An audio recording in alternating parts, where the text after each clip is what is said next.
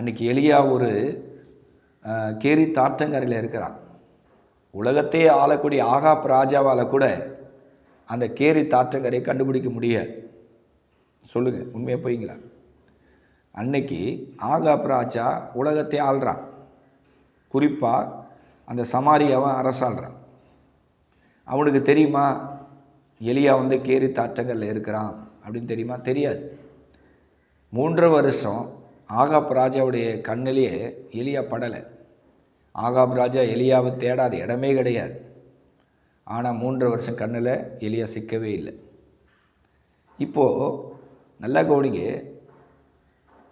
அந்த கேரி தாற்றங்கரையில் ஒரு நாள் உணவு கிடைக்கலான்னா கூட அந்த எலியாவுடைய இருதயம் எப்படி சோர்வாயிடும் யோசனை பண்ணிப்பார். ஆனால் ஏசப்பா விட்டாரா? விடியற் காலத்தில் அவனுக்கு அப்பமும் இறைச்சியும் ஆண்டவர் கொண்டு வந்தார். யோசனை பண்ணிப்பார். ஏன் விடிய காலையில் கொண்டு வந்தார்? அந்த வரலாறு எடுத்து பாருங்கள். ராஜாக்களின் புஸ்தகத்தில் அந்த வரலாறு கவனிங்க. அந்த காகங்கள் ஏன் விடிய காலையில் அப்பம் கொண்டு வந்தது, இறைச்சி கொண்டு வந்தது? பொழுது விடிஞ்ச பிறகு கொண்டு வரலாமே. சொல்லுமா என் அன்பு சகோதரி.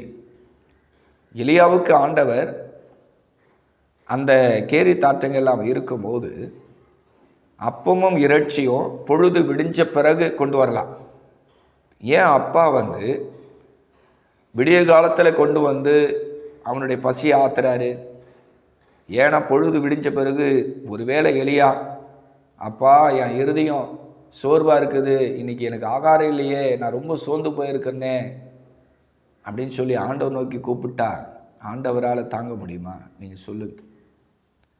எவ்வளோ அன்பான தெய்வம், எவ்வளோ இரக்கமான தெய்வம். விடியற் காலத்தில் அவனுக்கு இறைச்சியும் அப்பவும் கொண்டு வந்து அந்த காகங்கள் கொடுக்கு.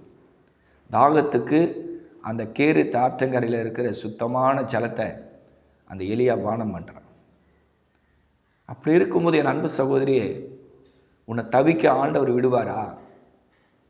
காகங்களை கொண்டு எலியாவை போஷித்த தேவன் உன்னோடு இல்லையா? கர்த்தரை ஆராதிக்கும் போது, பாட்டு பாடும்போது உன் இருதயத்தில் பெரிய ஒரு ரட்சிப்பின் சந்தோஷத்தை ஆண்டவர் தந்தார் அல்லவா? அதை அழிக்க சாத்தானால் முடியுமா? இன்றைக்கி வேணால் அந்த ரட்சிப்பின் சந்தோஷத்தை இந்த கடன் என்கிற பிசாசு